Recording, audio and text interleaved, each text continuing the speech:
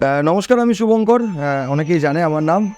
তো আজকে এই মুহূর্তে চলে এসেছি আদিশক্তি নবগ্রহ সর্বসিদ্ধি কবচ শান্তনু শাস্ত্রীর কাছে, তাই তো। তো অনেকেই আপনার নাম শুনেছে এবং যতদূর আমি শুনেছি যে অনেক দূর দূরান্ত থেকে আপনার কাছে মানুষ আসছে, আপনার কবচ নিয়ে যাচ্ছে এবং আমি যতদূর জানি আপনি একদম সম্পূর্ণ বিনামূল্যে কবচটি দেন। তো আমি মানে জানতে চাই যে কিভাবে এটা সম্ভব, কী করে হয় যে আপনি বিনামূল্যে এতগুলো মানুষের সেবা করে যাচ্ছেন, যে কবচ দিচ্ছেন এবং তাতে উপকার পেয়ে মানুষ বারবার করে ছুটে আসছে আপনার কাছে। তো এর কারণটা একটু জানতে চাইবো। প্রথমেই বলি, এই কবচটি একটি দৈব কবচ এবং এটি তৈরির যে খরচা সেটাও কিন্তু খুব একটা বেশি নয়। সেই কারণে আমরা এই কবচটা বিনামূল্যে দিতে পারি। কেউ যদি আমাদের মন্দিরে এসে এই কবচটি সংগ্রহ করেন এবং তিনি অবশ্যই তাকে কবচের খোলটি আমাদেরকে দিয়ে যেতে হবে, সেই ক্ষেত্রেই আমরা এই কবচটিকে কিন্তু বিনামূল্যে দিতে পারি। আদারওয়াইজ এই কবচটি নেওয়ার জন্য সামান্য মূল্য দিতে হয়। যারা দূর থেকে নিতে চাইছেন তাদের কিছু পে করতে হয় এটা নিতে হলে। আচ্ছা, মানে আপনি বলতে চাইছেন যে আপনার কাছে আমি তাবিজটা মানে কবচটা যে কিছুভাবেই পড়তে পারি, সেটা সোনা হোক রূপো হোক, সেটা আমার যেটুকু সামর্থ্য, সেই কভারটা যদি আপনার কাছে এনে দিই, তাহলে আপনি মানে সম্পূর্ণ বিনামূল্যে কবচটি আপনি মায়ের পুজো করে, যেটা তার ভেতরে যে শক্তি, সেই শক্তি আপনি তার মধ্যে দিয়ে সেই কবচটি তার হাতে তুলে দেবেন, তাই তো? এক্স্যাক্টলি। যদি কেউ এই কবচের খোলটি আমাদেরকে দিয়ে যান তার সামর্থ্য অনুযায়ী, এবং অবশ্যই আমাদেরকে তার সমস্যাটা বলে যেতে হবে, সেই সমস্যা অনুযায়ী আমরা এই কবচ তৈরি করব। এবং আদিশক্তি মায়ের যে মন্দির আছে সেই মন্দিরে আমাদের ঠাকুরমশাইরা রয়েছেন, আমি নিজেও পুজো পাঠের সঙ্গে যুক্ত। তো আমরা এই কবচটি তৈরি করব এবং এটাকে আমরা one kind of social service হিসেবে বলতে পারেন, বা আমরা বিভিন্ন জায়গা থেকে কিছু দক্ষিণাও পাই। যারা এই কবচগুলি নিয়ে যান তারাও তাদের সাধ্যমতো কিছু দান করে যান। এই সমস্ত নিয়ে এই ব্যাপারটি চলে এবং এই আদিশক্তি নবগ্রহ কবচ কাজ করছে, মানুষের উপকার পাচ্ছেন, সেখান থেকে আস্তে আস্তে বিষয়টি চলে যাচ্ছে। আচ্ছা, এই আদিশক্তি নবগ্রহ মানে নবগ্রহ ব্যাপারটা কি? যারা আমরা জ্যোতিষ বিশ্বাস করি, যারা আমরা জ্যোতিষ চর্চা করি, তারা আমরা জানি আমাদের জীবনের যা কিছু বিষয় সেগুলি নিয়ন্ত্রিত হয় 9টি গ্রহের দ্বারা। এই 9টি গ্রহের মধ্যে রবিও রয়েছে, চন্দ্র রয়েছে মঙ্গল, বুধ, শুক্র, শনি, বৃহস্পতি, রাহু এবং কেতু। এই যে 9টা গ্রহের মধ্যে রিলেশনশিপ ব্যালেন্স, এই ব্যালেন্সটাই বেসিক্যালি আমরা করি এই আদিশক্তি নবগ্রহ কবচের মাধ্যমে। 9টা গ্রহ যখন ইমব্যালেন্স অবস্থায় থাকে তখনই কিন্তু আমাদের জীবনে সমস্যাগুলো আসে। কন্টিনিউয়াস প্রবলেম হতেই পারে একজন মানুষ টাকা পয়সার দিক থেকে প্রবলেমে রয়েছে, কখনো হতে পারে তার সন্তান হচ্ছে না, কখনো রিলেশনশিপে প্রবলেম, কখনো ম্যারিড লাইফে প্রবলেম, চাকরি বারবার চলে যাচ্ছে, বারংবার কন্টিনিউয়াস ডিস্টারবেন্স দেখতে পাওয়া যাচ্ছে। এই টাইপের বহু ঘটনা আমরা বারবার দেখতে পাই।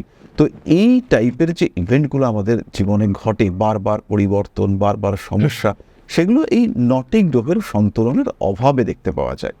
আবার আমরা যাদেরকে দেখছি তারা খুব স্টেবল লাইফ লিড করছে, তাদের ক্ষেত্রে বুঝতে হবে যে এই 9টি গ্রহ তারা কিন্তু সমন্বিত অবস্থায় বা সন্তুলিত অবস্থায় আছে।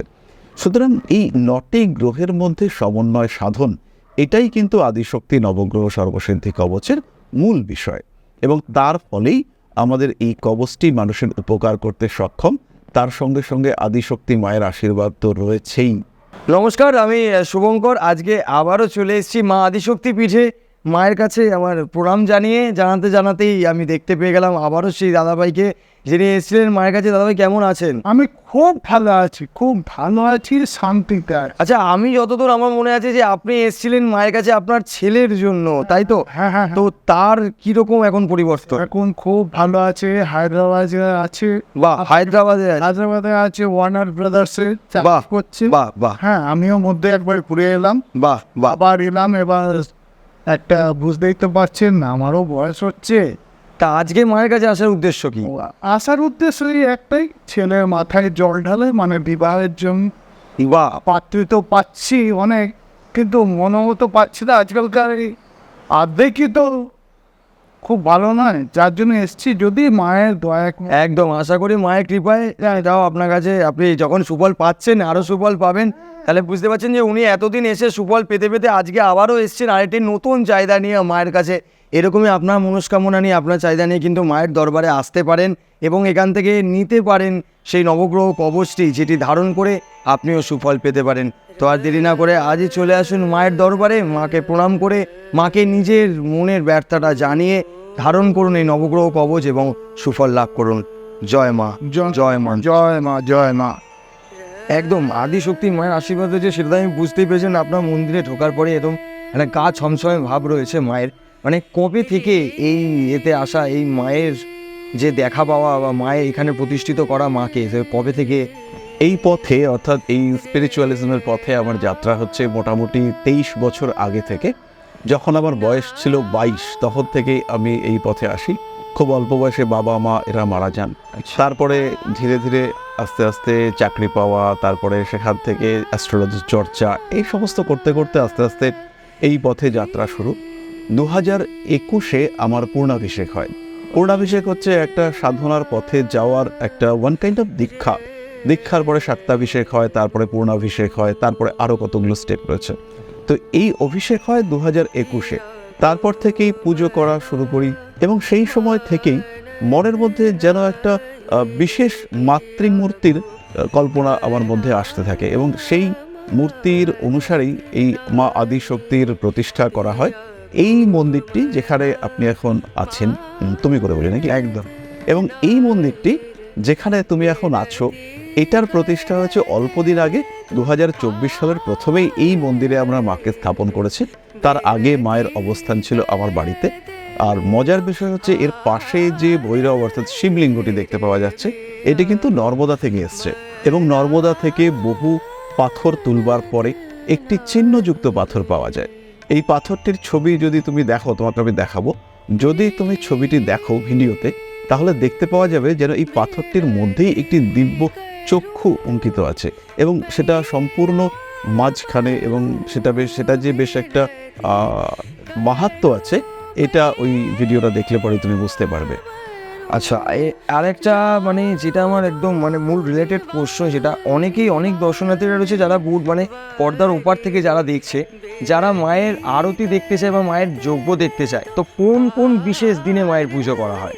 বেসিক্যালি আমাদের এখানে মায়ের পুজো হয় প্রত্যেক দিন দুবেলা মায়ের পুজো হয়। এর মধ্যে শনিবার, মঙ্গলবার আমাদের হোম হয়। প্রত্যেক পূর্ণিমা, অমাবস্যা বা বিশেষ তিথিতে আমাদের হোম হয়। আচ্ছা, আর বাৎসরিক অনুষ্ঠান কবে পালন করা হয়? আরেকটু বলি, প্রত্যেক সোমবার আমাদের এখানে রুদ্রাভিষেক হয়। সেটা এই শ্রাবণ মাস বলেই নয়, প্রত্যেক সোমবার সকাল 11টা থেকে আমাদের এই মন্দিরে রুদ্রাভিষেক হয়। যদি কেউ মনে করেন যে এই রুদ্রাভিষেক করাবেন গ্রহদোষ কাটানোর জন্য বা অন্য কোনো নিজের উদ্দেশ্য সিদ্ধির জন্য, তারাও সরাসরি আমাদের এই মন্দিরে এসে রুদ্রাভিষেক করাতে পারেন। বাৎসরিক পুজো আমরা কালী পুজোর দিন করি, অর্থাৎ দীপান্বিতা অমাবস্যা, সেই দিনে আমাদের বাৎসরিক পুজো হয়। এবং এই মন্দিরে আমরা যে আত্মাকে নিয়ে এসেছি, এই মায়ের প্রতিষ্ঠা এখানে, এটি হচ্ছে বুদ্ধ পূর্ণিমার দিন। তাই বুদ্ধ পূর্ণিমার দিনটিকেও আমরা বাৎসরিক পুজোর আরও একটি দিন হিসেবে ট্রিট করব।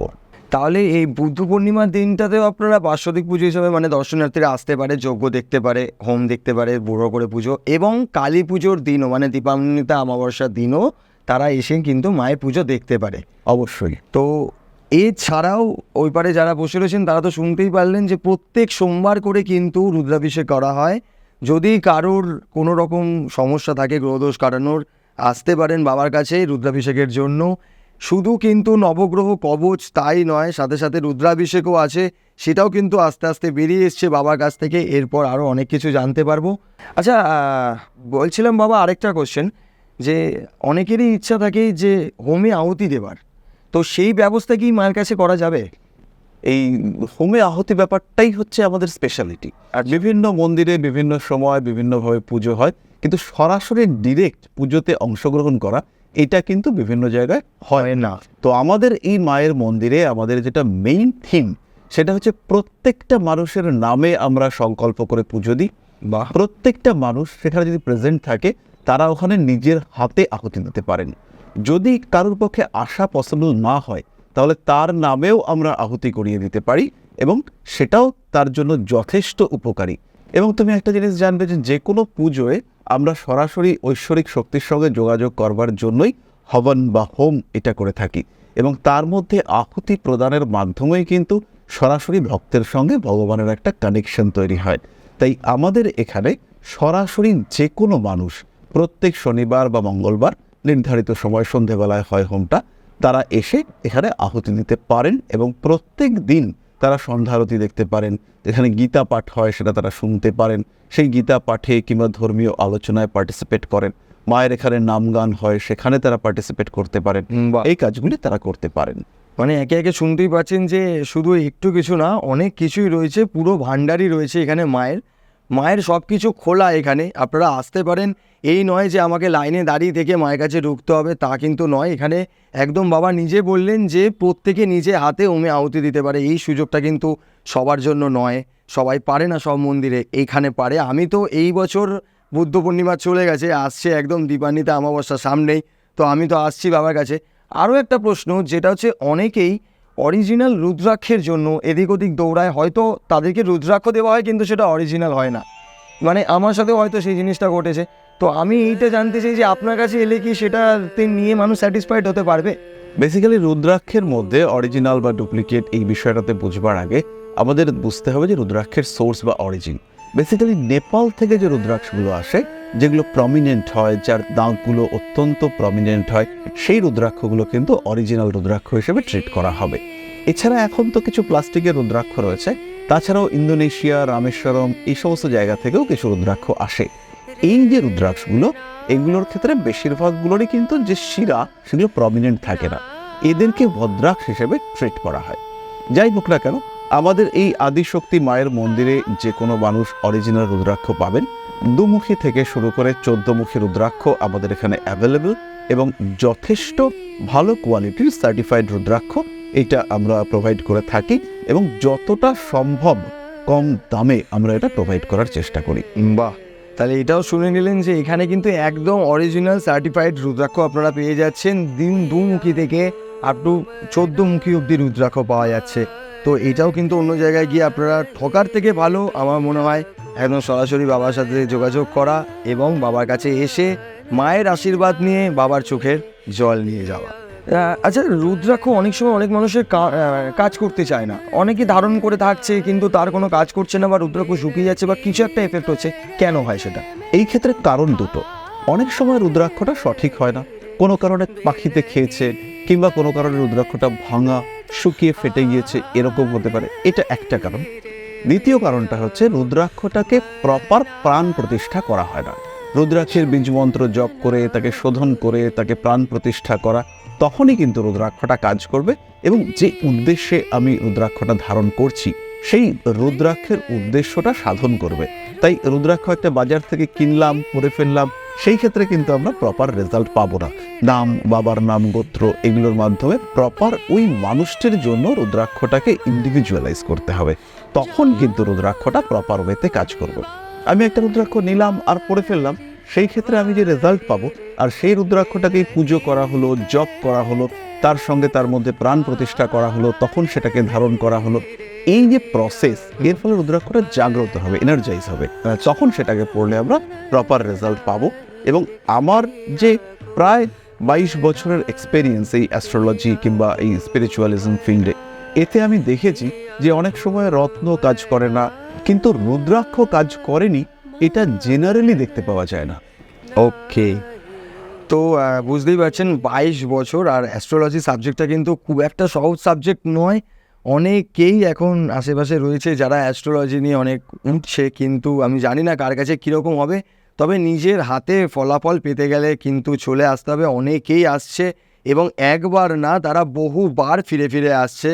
তো আপনারা সবাই আমাকে চেনেন, আমি অ্যাঙ্কার শুভঙ্কর। আজকে সরাসরি বাবার সাথে দেখা করার জন্য চলে এসেছি বাবার কাছে। তো আজকের আমার এই অনুষ্ঠান এখানেই শেষ করলাম। সবাই ভালো থাকুন। জয় মা। জয় মা আদিশক্তি।